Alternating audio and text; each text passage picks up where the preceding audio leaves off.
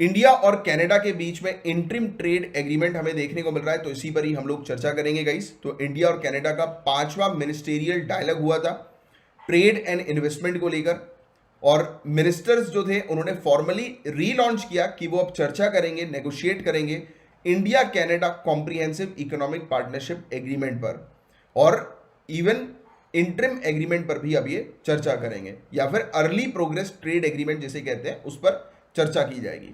और जल्दी जल्दी दोनों कंट्रीज को कमर्शियल गेन हो, इस पर मेनली टारगेट किया जाएगा। इससे पहले इंडिया और ऑस्ट्रेलिया ने अनाउंस किया था कि वो कंक्लूड कर रहे हैं, वो फिनिश कर रहे हैं अपने इंटरिम ट्रेड एग्रीमेंट को मार्च 2022 में, और comprehensive economic cooperation agreement CECA ये 12 से 18 महीने के बाद जो है वो कंक्लूड कर दिया जाएगा। तो ये चीज़ है। तो कुछ की पॉइंट्स के बारे में चर्चा करें। अभी हम जो कनाडा के साथ इंटरिम एग्रीमेंट पर चर्चा हो रही है, तो इसके अंदर हाई लेवल कमिटमेंट्स इंक्लूडेड है goods, services, rules of origin, sanitary, phytosanitary measures और टेक्निकल बैरियर्स टू ट्रेड और डिस्प्यूट सेटलमेंट। यानी कि सिंपल शब्दों में व्यापार को बढ़ाने के लिए इसमें बहुत सारी चीज़ें इंक्लूडेड है, मतलब कनाडा और इंडिया। और ना ही सिर्फ व्यापार को बढ़ाने के लिए, काफ़ी सारे ऐसे ट्रेड बैरियर्स होते हैं जिसके कारण व्यापार जो है, जो ट्रेड जो होता है दो कंट्रीज के बीच में, उसमें रुकावट आती है, उसमें परेशानियां आती हैं। तो ऐसे जो बैरियर्स हैं उसको खत्म किया जाए, और रूल्स ऑफ ओरिजिन पर मेनली फोकस किया गया। ये वाला पॉइंट आपके लिए इंपॉर्टेंट है, underline that point, rules of origin. ये क्यों इतना ज़्यादा इंपॉर्टेंट है? उत्पत्ति के नियम। क्यों? क्योंकि कई बार ऐसा जो है वो देखा गया है कि दूसरी कंट्री जो होती है वो अपने इंटरेस्ट को फुलफिल करने के लिए किसी दूसरी कंट्री के माध्यम से अपने प्रोडक्ट को जो है वो बेचती हैं। मतलब अभी समझे नहीं होगा आप, एग्जाम्पल के तौर पर चाइना का बेस्ट एग्जाम्पल है। जैसे ही गाइस हम लोग चाइना के प्रोडक्ट को इंपोर्ट नहीं कराते हैं। क्यों नहीं कराते हैं? क्योंकि उसके प्रोडक्ट को जब हम इंपोर्ट कराते हैं तो हमारा डोमेस्टिक मार्केट जो है वो हैम्पर होता है, हमारे डोमेस्टिक मार्केट को नुकसान पहुंचता है। इसलिए हमने क्या किया हुआ है, चाइना के ऊपर इंपोर्ट ड्यूटी जो है वो इंक्रीज करके रखी हुई है चाइना के प्रोडक्ट्स के ऊपर। बट चाइना क्या कर सकती है? जैसे लेट्स से एग्जांपल के तौर पर अभी कनाडा का ये पर एग्जांपल लें, तो चाइना जो है वो कनाडा पर अपने प्रोडक्ट को भेजकर कनाडा के माध्यम से इंडिया में अपने प्रोडक्ट को ला सकती है। मतलब चाइनीज प्रोडक्ट वाया कनाडा जो है वो इंडिया में आ सकते हैं, क्योंकि इंडिया और कनाडा की डील हो रही है, ट्रेड डील हो रही है।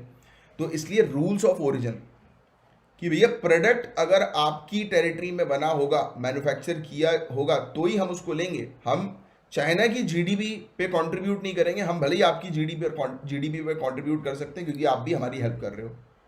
ये पॉइंट भी समझिएगा।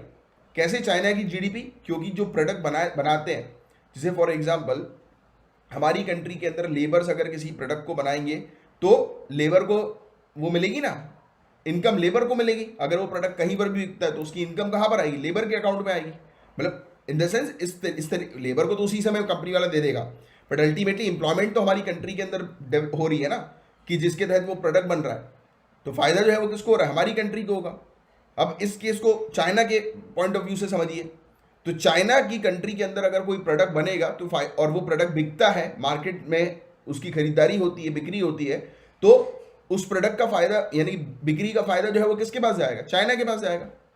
अमाउंट जो है, इनकम जो है वो चाइना के पास जाएगी। तो we want our GDP to grow. We don't want कि चाइना जो है वो हमारे मार्केट को एक्सेस करके अपनी जीडीपी जो है वो बढ़ाए, राइट? तो this is the thing, this is the game. हम अपने मार्केट को चाइना के लिए नहीं ओपन करना चाह रहे हैं।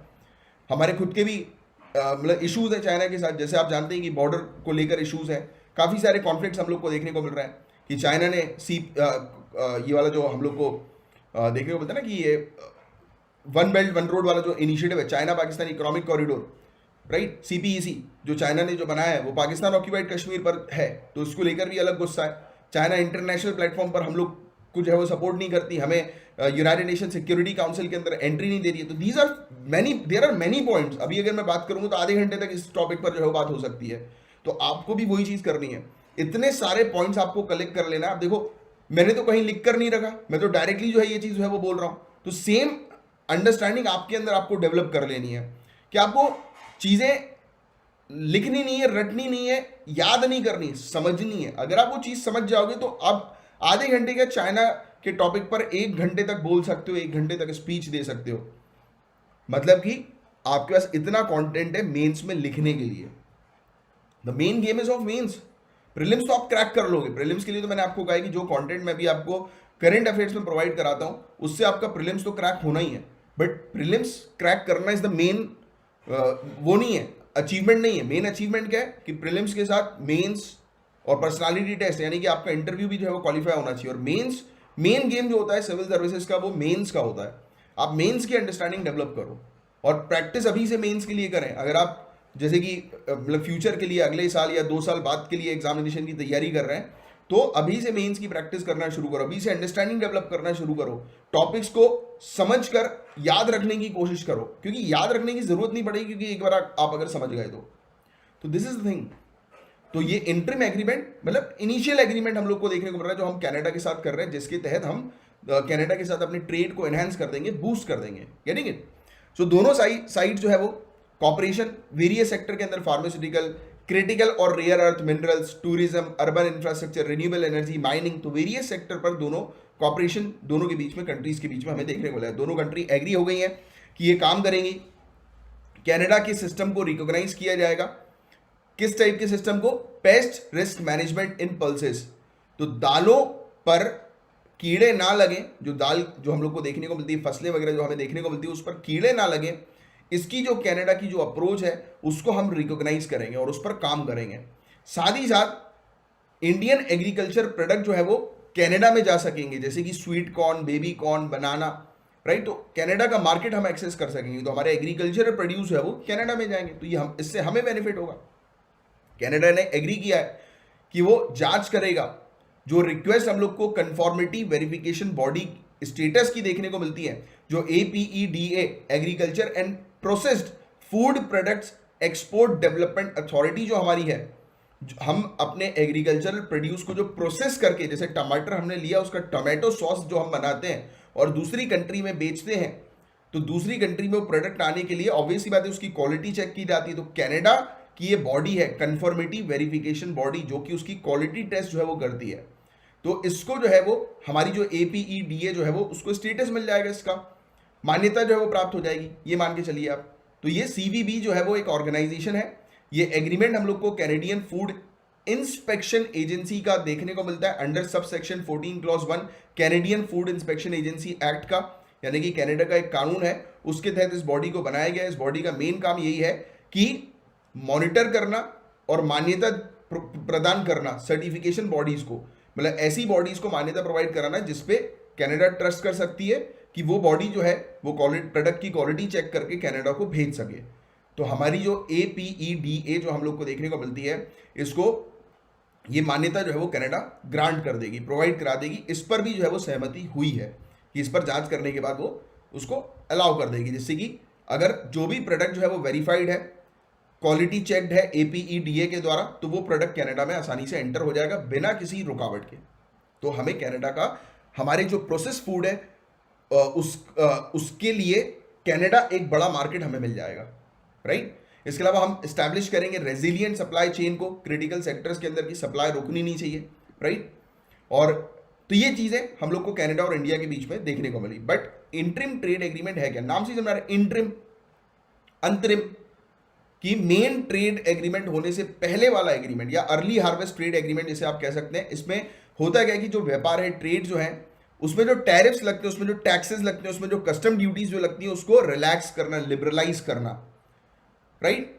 टैक्सेस को जो है वो रिड्यूस करना दो कंट्रीज के बीच में या ट्रेडिंग ब्लॉक्स के बीच में, फ्री ट्रेड एग्रीमेंट होने से पहले। तो जब भी एक कंट्री के बीच में जो मेन जो ट्रेड एग्रीमेंट होता है, उससे पहले जो शॉर्ट एग्रीमेंट जो करते हैं, ये अपने जो बातचीत जो है, नेगोशिएशन जो है, उसे कंटिन्यू रखने के लिए, व्यापार जो है उसे कंटिन्यू रखने के लिए, या दोनों के मार्केट को, दोनों की नीड्स को समझने के लिए, ये इंटरिम ट्रेड एग्रीमेंट जो है वो किया जाता है, यानी कि मेन एग्रीमेंट से पहले वाला एग्रीमेंट। और गवर्नमेंट इस इंटरिम एग्रीमेंट्स के माध्यम से मेन फोकस करती है कि मिनिमम कमिटमेंट्स को अचीव करने के ऊपर जो भी विवादास्पद मुद्दे जो हम लोग को देखने को मिलते हैं, अलाउ किया जाता है कि उसको बाद में निपटाएंगे। अभी के लिए जितने ऐसे एरियाज हैं जिन एरियाज पर किसी भी प्रकार की प्रॉब्लम नहीं है दोनों कंट्रीज को, तो उन एरियाज पर पहले बात कर लेते हैं, बाकी फिर विवाद वाले एरियाज पर बाद में जो है वो डिस्कस करेंगे। एटलीस्ट कि ट्रेड शुरू हो जाए, बातचीत शुरू हो जाए, डील शुरू हो जाए।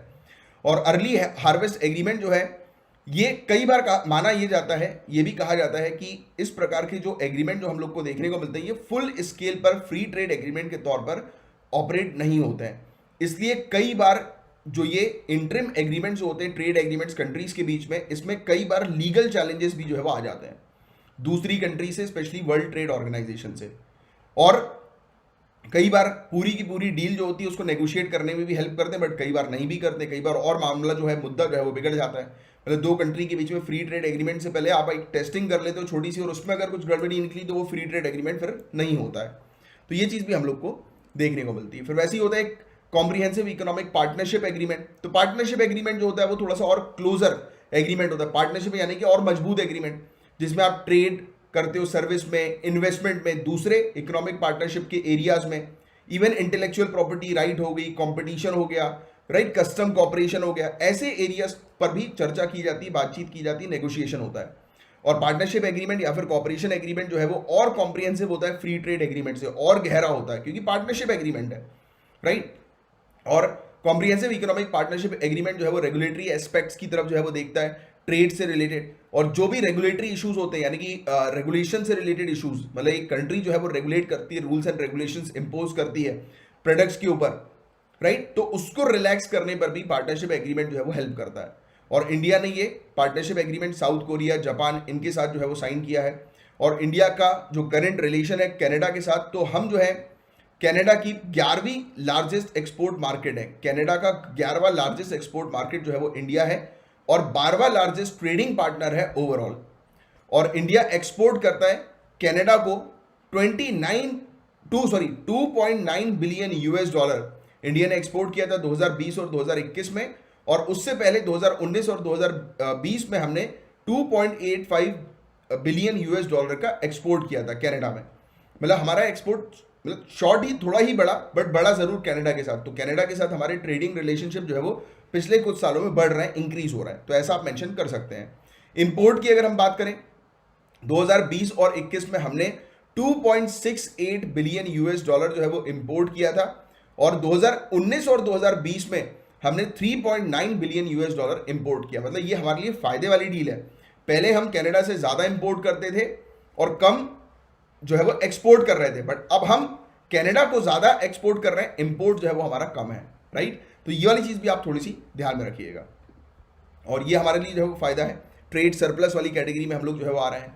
और इसके अलावा कनाडा की जो कमर्शियल प्रायोरिटीज है इंडिया के अंदर, वो किस चीज पर टारगेटेड है, वो इंडिया की पॉलिसी ऑब्जेक्टिव पर टारगेटेड है। अब ये कनाडा की क्या क्या प्रायोरिटीज है, तो इंडिया की एनर्जी सिक्योरिटी एम्बिशन को सपोर्ट करना, ये प्रायोरिटी है कनाडा की, कि हमारा जो एनर्जी सिक्योरिटी एम्बिशन है, मतलब हमारे जो एक्सपोर्ट्स है कन्वेंशनल और न्यूक्लियर एनर्जी का, उसको बढ़ाना, हमारा जो क्लीन और रिन्यूएबल एनर्जी और जो टेक्नोलॉजी है एनर्जी से रिलेटेड, जो टेक्नोलॉजी रिन्यूएबल एनर्जी से रिलेटेड जो हम लोग को टेक्नोलॉजी देखने को मिलती है, उसमें कनाडा हमारी हेल्प करेगी। मतलब कनाडा हमें सोलार पावर जनरेट करने में हेल्प करेगी, रिन्यूएबल एनर्जी को कैसे हमें जनरेट करना है, बढ़ाना है, इंक्रीज करना है उसकी कैपेसिटी, तो उसमें हमें कनाडा सपोर्ट करेगी, हेल्प करेगी। इंडिया की हेल्प जो है वो की जाएगी कि अर्बन और ट्रांसपोर्टेशन इंफ्रास्ट्रक्चर को बढ़ाने के लिए, उसकी नीड्स जो है उसको बढ़ाने के लिए, कि हमारे जो ट्रांसपोर्टेशन से रिलेटेड जो इश्यूज हम लोग को देखने को मिल रहे हैं, कनेक्टिविटी से रिलेटेड जो इश्यूज हम लोग को, चैलेंजेस जो हम लोग को देखने को मिल रहा है, उसमें हेल्प करेगी। मतलब क्लियरली इलेक्ट्रिक व्हीकल्स होगी या हाइड्रोजन पावर्ड व्हीकल्स जो हो गई, तो इसमें जो है वो कनाडा हमारी मदद करेगी। इसमें हमें फाइनेंस प्रोवाइड कराएगी, इक्विपमेंट्स प्रोवाइड कराएगी, टेक्नोलॉजी देगी, इंजीनियरिंग सर्विसेज जो है वो ऑफर करेगी, राइट। हमारे यहाँ पर एजुकेशन और स्किल ट्रेनिंग जो है वो प्रोवाइड किया जाएगा।